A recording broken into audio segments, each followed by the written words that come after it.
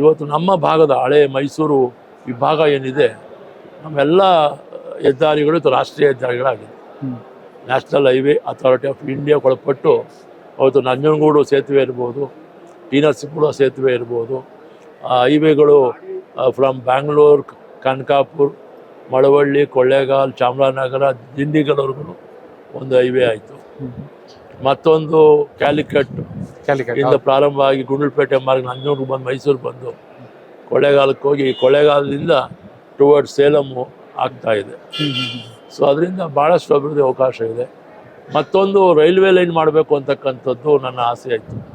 ನಾನು when I was MP candidate, ಆವಾಗ ನನ್ನನ್ನು TV ಮಾಧ್ಯಮ ಸ್ನೇಹಿತರು ನನ್ನನ್ನು ಇಂಟರ್ವ್ಯೂ ಮಾಡಿದಾಗ, ಸಂವಾದ ಮಾಡಿದಾಗ ನನ್ನ ಮತ್ತು ಧ್ರುವನಾರಾಯಣ್ ನಡುವೆ ನನ್ನ ದೂರದೃಷ್ಟಿ ಕನಸೇನು ಅಂತ ಕೇಳಿದಾಗ ನಾನು ಅವತ್ತು ಇದನ್ನೇ ಹೇಳಿದೆ, ರಾಷ್ಟ್ರೀಯ ಹೆದ್ದಾರಿ ಮಾಡ್ತೇನೆ, ನನಗೆ ಅವಕಾಶ ಮಾಡಿಕೊಟ್ರೆ